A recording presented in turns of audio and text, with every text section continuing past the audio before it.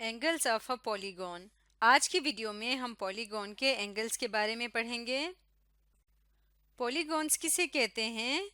लफ्ज़ पोली का मतलब होता है मेनी और गॉन्स का मतलब होता है एंगल, यानी ऐसा शेप जिसके कई सारे एंगल्स हों उसको पॉलीगॉन कहा जाता है।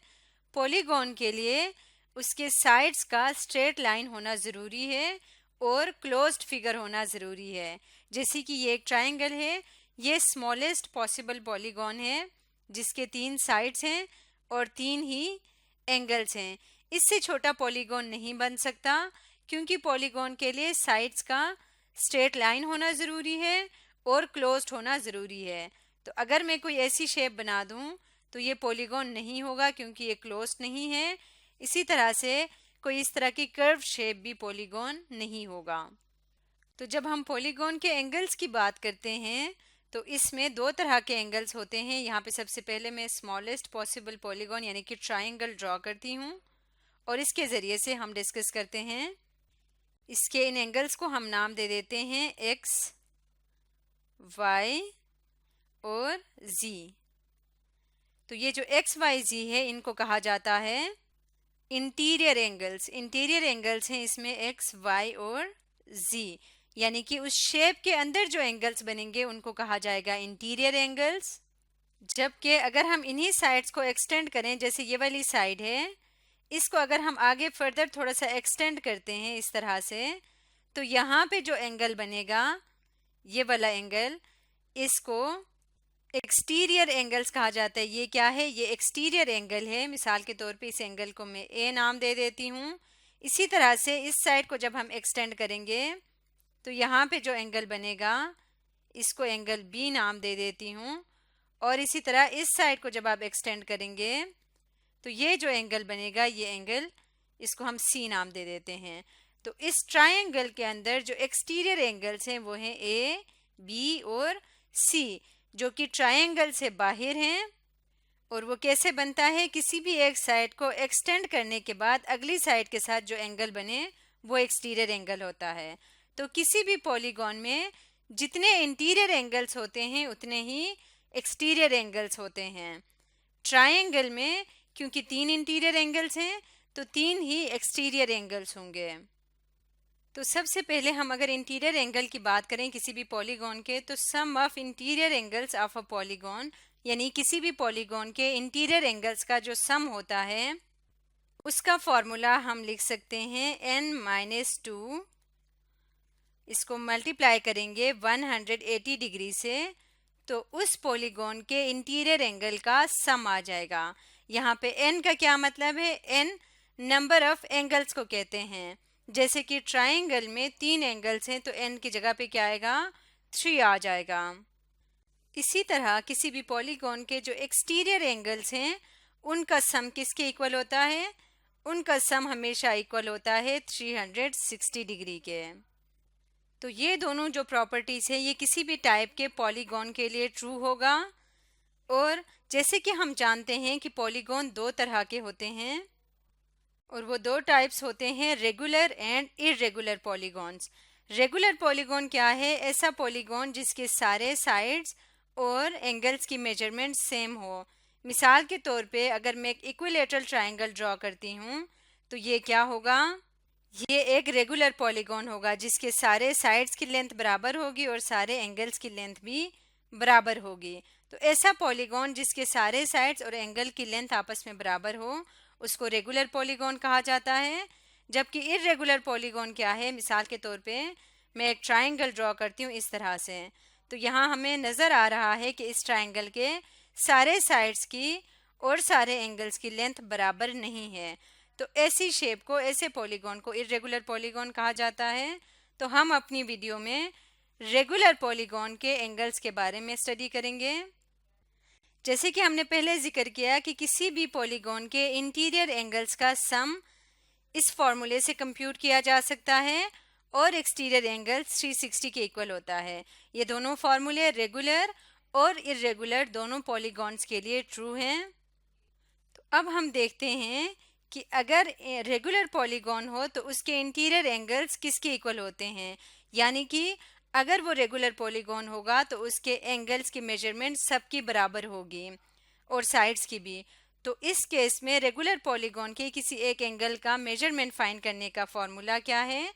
वो फॉर्मूला होगा सम ऑफ इंटीरियर एंगल्स, यानी कि n-2 multiply by 180 degree divided by n, यानी कि इसको सम ऑफ इंटीरियर एंगल्स को टोटल नंबर ऑफ एंगल से डिवाइड करेंगे तो हमारे पास रेगुलर पॉलीगॉन का इंटीरियर एंगल की वैल्यू आ जाएगी।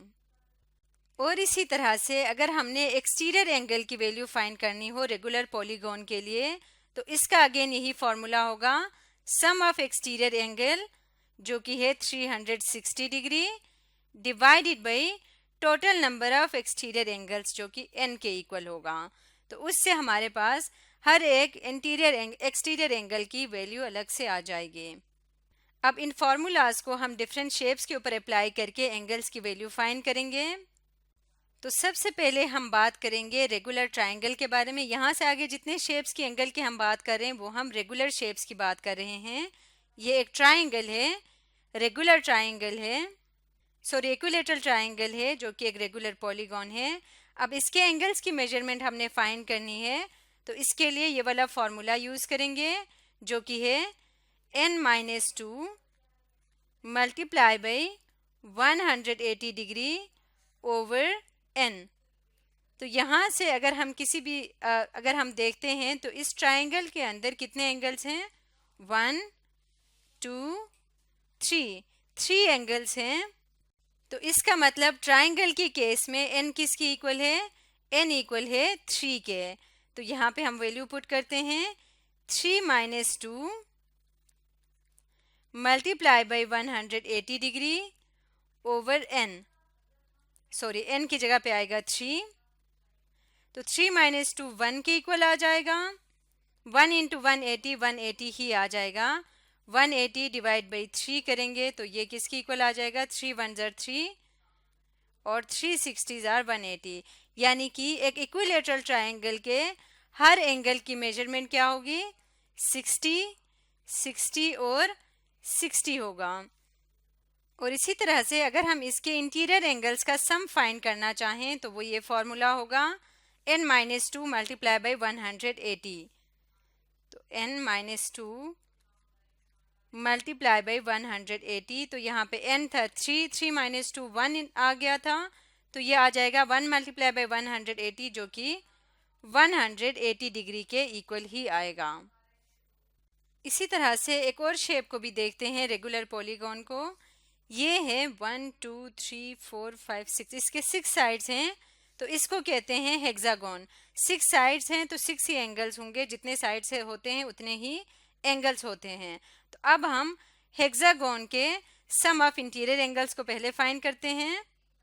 तो sum of interior angles equal होगा, ये वाला फॉर्मूला दोबारा यूज होगा, n-2 मल्टीप्लाई बाई 180। n यहाँ पे कितने हैं? 6 एंगल्स हैं तो ये आ जाएगा 6-2 मल्टीप्लाई बाई 180 डिग्री। 6-2 आ जाएगा 4, 4 मल्टीप्लाई बाई 180, तो ये किसकी इक्वल आएगा?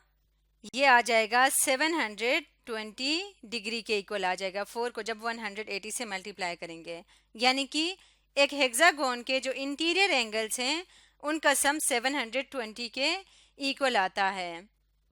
अब हम देखते हैं कि इसके इंटीरियर एंगल का क्या मेजरमेंट होगा। उसका क्या फॉर्मूला था? Sum of interior angles divide by n।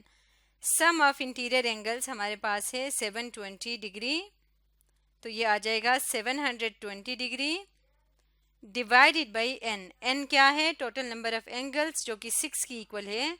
तो इसको 6 से डिवाइड करेंगे, हमारे पास वैल्यू आ जाएगी 6 1 ज़र 6, 6 12 ज़र 72 होता है, तो इसको ये आ जाएगा 120 डिग्री के, यानी कि इसका हर एक इंटीरियर एंगल जो है वो 120 डिग्री के इक्वल होता है।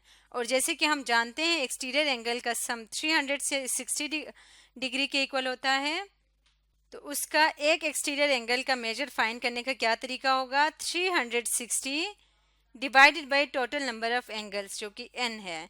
तो यहाँ पे n है 6 के इक्वल, तो 360 डिवाइड बाई 6, तो ये आ जाएगा 6 1 जार 6 और 6 6 जार 36, ये 60 डिग्री, यानी कि इसका हर एक एक्सटीरियर एंगल जो है वो 60 डिग्री के इक्वल होगा।